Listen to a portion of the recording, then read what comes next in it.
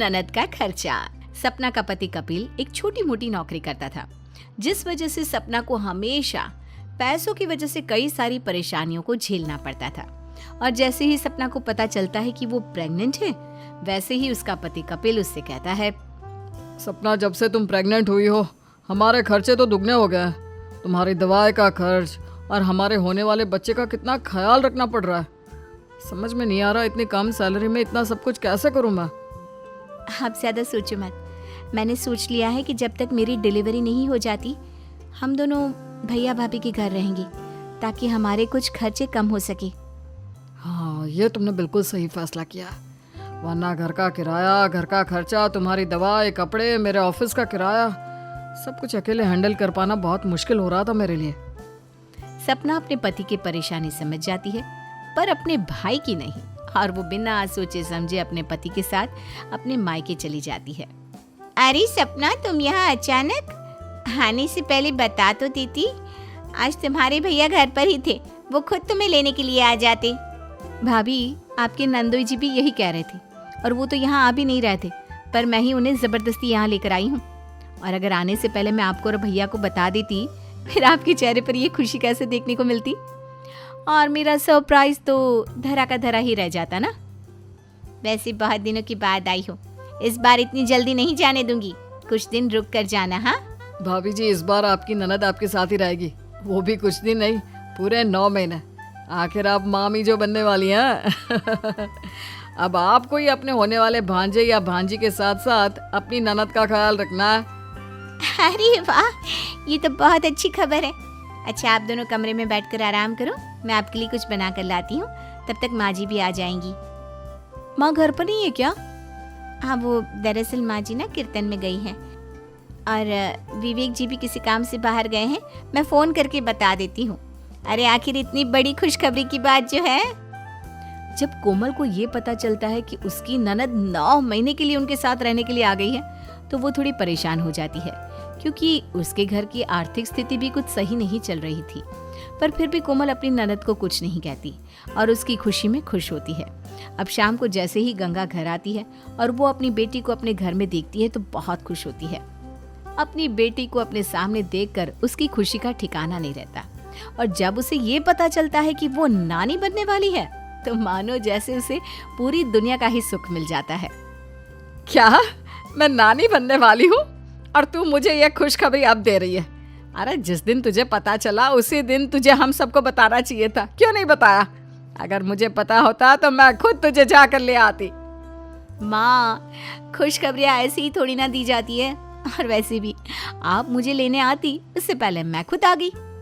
जिंदगी में पहली बार तो तूने कुछ अच्छा काम किया है। अच्छा, मैं तेरे भैया को अभी फोन करके बोल देती हूँ, वो तेरे लिए फल फ्रूट लेकर आ जाए, और घर में अब हमेशा अच्छी अच्छी चीजें खाने के लिए रहनी चाहिए। आखिर मेरी बेटी का पहला बच्चा जो होने वाला है। इसकी जरूरत नहीं है माँ जी, मैंने विवेक जी को पहले ही फोन करके ये खुशखबरी सुना दी है, वो भी बहुत खुश है। पूरा घर एक साथ बैठकर बातें कर रहा होता है। तभी विवेक अपनी बहन के लिए बहुत सारे फल, फ्रूट और काजू बादाम लेकर आ जाता है, और आते ही घर वालों का सबसे पहले मुंह मीठा करवाता है। अरे इतनी बड़ी खुशखबरी की बात है और आप सब ऐसे ही खाली बैठे हैं, मुंह मीठा कीजिए। अरे घर वालों का ही मुंह मीठा करवाएगा या दोस्त यार और रिश्तेदारों का भी? माँ, मैंने सबका मुंह मीठा करवा दिया है। भैया रहने दीजिए, मेरा अभी मीठा खाने का मन नहीं कर रहा। भाभी, आप ना मेरे लिए कुछ तीखा और चटपटा बना दो। मीठा का नाम सुनकर ही ना मेरा उल्टी जैसा मन कर रहा है। और भैया, मेरी ना दवाइयाँ खत्म हो गई है, आप प्लीज मेरे लिए अभी जाकर दवाइयाँ ला दो ना। अभी कल सुबह ला देता हूँ ना, अभी तो दुकान भी बंद हो गई होगी। नहीं लाना तो मना कर दो भैया, बहाने क्यों मार रहे हो? भला केमिस्ट की दुकान इतनी जल्दी बंद थोड़ी ना होती है। क्या विवेक जी, आप भी ना, आपके अंदर सच में बहुत आलस है। अभी 11 तो बज रहे हैं, पास वाली दुकान खुली नहीं होगी तो थोड़ा दूर चले जाना। सपना की दवाई बहुत ज़रूरी है, ऐसी हालत में वो अपनी एक टाइम की भी दवाई नहीं छोड़ सकती, समझा करो। अरे ठीक है बाबा, ला रहा हूँ। सपना, तू जल्दी से मुझे अपनी दवाई की स्लिप ला कर दे दे। मैं पहले तेरी दवाई ला कर देता हूँ, खाना मैं आकर खा लूंगा। विवेक बिना खाना खाए अपनी बहन के लिए रात के 11 बजे दवाई लेने जाता है और दवाई लाने के बाद खाना खाता है। अब इसी तरह से कुछ दिन बीत जाते हैं और विवेक अकेले ही अपने घर के खर्चे के साथ अपनी बहन का भी खर्चा उठाता है। कुछ दिन के बाद, भाभी आज खाने में क्या बना रही हो? मैं तो रोटी सब्जी बनाने जा रही थी। अगर तुम्हें कुछ खाना है तो बता दो, तुम्हारे लिए कुछ और बना देती हूँ। चलो आपने मुझसे पूछा तो सही, वरना मुझे तो लगा था कि आप मुझसे कभी पूछोगे ही नहीं कि मुझे क्या खाना है।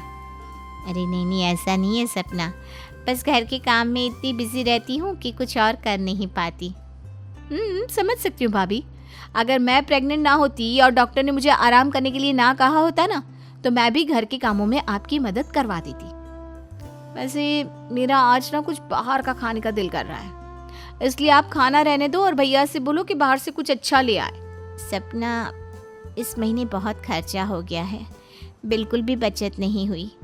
मैं एक काम करती हूँ, घर में सबके लिए खाना बना देती हूँ और सिर्फ तुम्हारे लिए बाहर से कुछ मंगवा देती हूँ। क्या भाभी, एक दिन बाहर का खाना खाने से भैया गरीब तो नहीं हो जाएंगे? और वैसे भी इस घर का दामाद भी इस घर में रह रहा है। मेरे पति भले ही कुछ ना कहे, पर इसका मतलब ये तो नहीं ना कि आप उन्हें सादा खाना खिलाती जाए। अरे दामाद का तो कितना स्वागत किया जाता है, पर मेरे घर में तो उन्हें वही नमक रोटी खानी पड़ती है। और अगर आज मैं बाहर का खाऊंगी तो मेरा पति घर की दाल रोटी खाएगा, ये मुझे अच्छा लगेगा क्या? इतना बोलकर सपना नाराज होकर वहां से चली जाती है।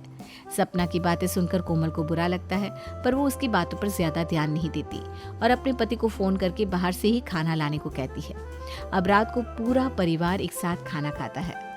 तब कपिल कहता है, क्या साले साहब, आज बाहर से खाना लेकर आया, वो भी इतना सस्ता? अरे भला दाल मखनी कौन खाता है? लाना ही था तो कढ़ाई पनीर जैसे कोई अच्छी और महंगी सब्जी लेकर आता है। वो किसी ने बताया ही नहीं कि किसको क्या खाना है, तो मुझे जो समझ में आया मैं लेकर आ गया। पर कोई बात नहीं, आज आपने कह दिया है ना, तो अगली बार मैं कढ़ाई पनीर या चाप की सब्जी ले आऊँगा। फिलहाल तो जो लाया हूँ वही आराम से खा लेते हैं। अच्छा विवेक बेटा, कल ना सपना का अल्ट्रासाउंड होना है, तो अल्ट्रासाउंड के पैसे दे देना और डॉक्टर की फीस भी। डॉक्टर को भी तो दिखाना होगा ना। कितने पैसे चाहिए माँ? अरे यही कुछ 3,000 रुपये। कहीं ऐसा ना हो कि इससे ज्यादा ही लग जाए। अपने हाथ में तो कुछ पैसे होने चाहिए ना। अब ऐसी हालत में बाहर इंसान खाली हाथ तो जा नहीं सकता। पता नहीं डॉक्टर कब कौन सी दवाई लिख कर दे दे। क्यों बहू? क्या 3,000 रुपये, वो भी सुबह तक? हाँ बेटा, पर मुझे समझ में नहीं आ रहा तू ऐसा मुंह क्यों बना रहा है? माँ आप तो जानती है ना। अरे आप तो ऐसे हैरान हो रहे हैं जैसे माँ जी ने 3-4 हज़ार नहीं 3-4 लाख मांग लिया हो आपसे। माँ जी आप चिंता मत कीजिए, कल सुबह विवेक जी आपको पैसे दे देंगे। आखिर ननद जी हमारे घर आई हैं तो हमारा फ़र्ज़ बनता है कि हम उनकी अच्छे से देखभाल करें। आप निश्चिंत हो जाइए, हम हैं ना। अब तक आपने देखा कि जैसे ही सपना को पता चलता है कि वो प्रेग्नेंट है, वो अपने पति के साथ अपने मायके आ जाती है, जहाँ उसके पति का और उसका पूरा खर्चा उसकी भैया भाभी उठाते हैं। पर फिर भी सपना अपनी भाभी को ताने देने का एक भी मौका नहीं छोड़ती और सारे पैसे अपने भैया भाभी से ही लेती रहती है। विवेक कुछ बोल पाता उससे पहले ही कोमल पैसे देने की बात कर देती है। अब सब खाना खाकर अपने कमरे में सोने के लिए चले जाते हैं। विवेक कोमल से कहता है, कोमल तुम्हें ये कहने की क्या जरूरत थी कि मैं सुबह तक 3-4 हज़ार दे दूंगा? तुम जानती हो ना, महीने का आखिरी हफ्ता चल रहा है, मेरे पास 1 रुपया नहीं है।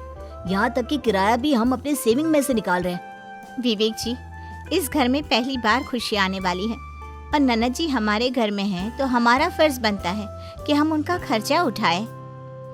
कोमल की बात सुनकर विवेक शांत हो जाता है और अगली सुबह एक बार फिर कोमल अपनी सेविंग में से सपना को अल्ट्रासाउंड करवाने के लिए पैसे देती है। अब इसी तरह से कुछ दिन बीत जाते हैं और कपिल अपना काम छोड़कर बैठ जाता है, जिसके बाद तो विवेक और कोमल के लिए घर चला पाना और भी मुश्किल होता है। वहीं दूसरी ओर जब कपिल भी सपना के जरिए कोमल और विवेक से पैसे निकलवाने लगता है तो पता नहीं भगवान हमारी और कितनी अग्नि परीक्षा लेगा। यहाँ नौकरी भी चली गई है और कोई दूसरी जॉब भी नहीं मिल रही। अब इंटरव्यू पर भी जाने के लिए जेब में इतने पैसे नहीं पड़े कि कहीं जाकर इंटरव्यू देकर आ जाऊं। अब तुम अपने भैया भाभी से कुछ पैसे मांगो ना, आखिर मेरे भी तो खर्चे हैं और इंटरव्यू देने जाने के लिए भी तो किराया चाहिए होता है। तुम्हारी इसी गरीबी को देखकर मैं यहाँ तुम्हारे साथ अपने भैया भाभी के घर आ गई, ताकि हमारे बच्चे को कोई परेशानी ना हो। पर अब तो भैया भाभी हमारे और हमारे बच्चे के साथ तुम्हारा भी खर्चा उठा रहे हैं। मुझे कुछ नहीं पता, 1 महीने के अंदर नौकरी ढूंढो। अब मुझे अच्छा नहीं लगता छोटी छोटी चीज के लिए भैया भाभी के सामने हाथ फैलाना। आखिरकार आज सपना भी अपने पति को उसकी लापरवाही के लिए ताना सुना ही देती है। अपनी बीवी की बातें सुनकर कपिल का मूड और खराब हो जाता है। अब इसी तरह से कुछ दिन बीत जाते हैं और कपिल के पास पैसे नहीं होते। और तो और सपना भी अपने भैया भाभी से कपिल के लिए पैसा मांगना बंद कर देती है। अब इसी तरह से कुछ दिन बीत जाते हैं और पूरा परिवार एक पार्टी में जाने के लिए तैयार होता है। तभी सपना जोर जोर से रोने लगती है और पूरा घर इकट्ठा हो जाता है। अरे सपना, क्या हुआ? और तू अभी तक तैयार भी नहीं हुई? पार्टी में नहीं जाना क्या? तेरी तबीयत तो ठीक है ना बेटा? माँ, मेरे ऊपर तो दुखों का पहाड़ टूटा है। मेरे साथ कभी कुछ अच्छा हो ही नहीं सकता। अरे क्यों बातों को गोल गोल जलेबी की तरह घुमा रही है? साफ साफ बता क्या हुआ? माँ, मेरा मांग टीका नहीं मिल रहा जो आपने मुझे शादी के समय दिया था। मुझे अच्छे से याद है, मैं अपने सारे जेवर अपने साथ लेकर आई थी। अरे पर सपना, कल रात को तो तुम्हारा मांग टीका तुम्हारे पास ही रखा था। कल रात को ही तो तुमने देखा था और आज सुबह गायब हो गया। वैसे आज सुबह मैंने देखा था भाभी तुम्हारे कमरे की सफाई कर रही थी और वो शायद हमारे कमरे से कुछ लेकर भी जा रही थी। भाभी, कहीं आपने तो... बहू, दामाद जी क्या कह रहे? अब तो घर में चोरी भी करने लगी? मुझे तुझसे ये उम्मीद नहीं थी। क्या चोरी? आप लोग मुझ पर शक कैसे कर सकते हैं? सपना, मैं सच कह रही हूँ। मैं सिर्फ तुम्हारे कमरे की सफाई करने के लिए आई थी और तुम्हारे कमरे से कूड़ा लेकर गई थी, तुम्हारा मांग टीका नहीं। बस भाभी, रहने दीजिए। मैं जब से इस घर में आई हूँ आपकी आंखों में खटक रही हूँ, जबकि ये घर मेरा भी है। पर फिर भी आप हमेशा मुझे ये जताने की कोशिश करती हैं कि मैं आप लोगों के ऊपर बोझ हूँ। जानबूझकर आपने मेरा मांग टीका चोरी किया। आखिर आपने मेरे और मेरे पति पर जो खर्च किया है वो आपको वसूल करना था, इसलिए ना। सपना की बातें सुनकर विवेक अपने गुस्से पर काबू नहीं कर पाता और आखिरकार वो सारा सच पूरे घर वालों को बता देता है। बस बहुत हो गया। मैं अपनी बीवी के खिलाफ अब एक शब्द और नहीं सुनूंगा। अरे जिस औरत ने तुम लोगों के लिए अपनी सारी सेविंग खत्म कर दी, अपने गहने बेच डाले, तुम उसी पर चोरी करने का इल्जाम डाल रही हो। देख रही हो माँ, कैसे भैया भाभी का साथ दे रहे हैं, सारा सच जानने के बाद भी। सही कहा तुमने। मैं सारा सच जानता हूँ, इसीलिए अपनी बीवी का साथ दे रहा हूँ। और तुम किसकी बातों पर विश्वास कर रही हो? जिसने खुद तुम्हारा मांग टीका चोरी किया है। भैया, सोच समझ कर बोलिए मेरे पति के बारे में। माना कि वो अभी कहीं काम नहीं कर रहे, पर इसका मतलब ये तो नहीं कि वो चोरी करना सीख गए। और भला वो मेरा मांग टीका क्यों चुराएंगे? वो चोर बिल्कुल नहीं है, इसलिए उन पर घटिया इल्जाम लगाना बंद कर दीजिए। अरे नालायक, तो ये किस तरह की बातें कर रहा है? भूल गया क्या? तू जिस पर उंगली उठा रहा है वो इंसान इस घर का दामाद है। सच जानकर आप सबको बुरा लग रहा है ना, पर अफसोस सच यही है। सपना तुम्हारा पति एक नंबर का निकम्मा है जो कभी काम करना ही नहीं चाहता। बस उसे मुफ्त की रोटी तोड़नी आती है। और तुम्हारा मांग टीका तुम्हारे पति ने ही चोरी किया है। कोमल ने अपनी आंखों से देखा था और वीडियो भी बनाया था मुझे दिखाने के लिए, ताकि मैं उसकी बातों पर विश्वास करूं। और जब मैंने उसे कहा कि वो ये सच तुम्हें बता दे तो उसने नहीं बताया। पता है क्यों? क्योंकि वो नहीं चाहती थी कि तुम्हारा विश्वास अपने पति से उठे और तुम्हारा रिश्ता खराब हो। क्या सपना का मांग टीका दामाद जी ने चोरी किया है? दामाद जी, आपको शर्म नहीं आई अपनी बीवी का मांग टीका खुद चोरी करके मेरी बहू के ऊपर इतना बड़ा इल्जाम लगाते हुए? मुझे तो अभी भी विश्वास नहीं हो रहा कि कपिल जी ऐसा कुछ कर सकते हैं। कपिल, आपने क्यों किया ऐसा? भैया क्या कह रही है? आप लोगों का जो थोड़ा सा भी विश्वास कपिल पर है ना, वो भी खत्म हो जाएगा इस वीडियो को देखने के बाद। सारा सच बताने के बाद विवेक पूरे घर को वो वीडियो भी दिखाता है जिसमें कपिल खुद अपनी बीवी का मांग टीका चोरी कर रहा था। सारा सच जानने के बाद सपना की नजरें शर्म से नीचे झुक जाती हैं और उसे एहसास होता है कि जिस भैया भाभी ने उसका बोझ उठाया उसी ने अपने भैया भाभी के साथ कितना गलत किया। जिसके बाद सपना अपने भैया भाभी से अपनी गलतियों की माफी मांगती है। मुझे माफ कर दो भैया भाभी, आप दोनों ने मेरा और मेरे पति का कितना ख्याल रखा, हमारी सारी जरूरतों का ख्याल रखा, पर फिर भी मैंने भाभी पर इतना बड़ा इल्जाम लगा दिया, जबकि भाभी तो मेरे लिए कुछ भी करने को तैयार है। विवेक जी, ये आपने क्या किया? मैंने आपसे कहा था ना, अगर सपना को सच पता चलेगा तो वो कभी भी हमारे सामने सर उठाकर नहीं चल पाएगी। और ये सब जानने के बाद भी आपने उसे सच बता दिया। भाभी आज भैया को कुछ मत बोलो, क्योंकि आज पहली बार भैया ने सही किया है मुझे सब सच बताकर। गलत तो मेरा पति है, शर्म तो उसे आनी चाहिए, पर वो बेशर्म अब भी इस घर में खड़ा है। हाँ बहू, सपना बिल्कुल सही कह रही है। विवेक ने बिल्कुल सही किया सच बात बताकर। अगर आज वो सच ना बताता तो हम तो तुझे ही गलत समझते। सपना की बातें सुनकर कपिल की नजरें शर्म से झुक जाती है। इसके बाद वो पूरे घर वालों से माफी मांगता है और अपना सामान लेकर अपने घर वापस चला जाता है और एक अच्छी नौकरी की तलाश करता है। नौकरी मिलने के बाद कपिल सबसे पहले सपना का मांग टीका लेकर आता है और उसे अपने साथ अपने घर ले जाता है, जहां बहुत जल्द सपना एक प्यारी सी बेटी को जन्म देती है।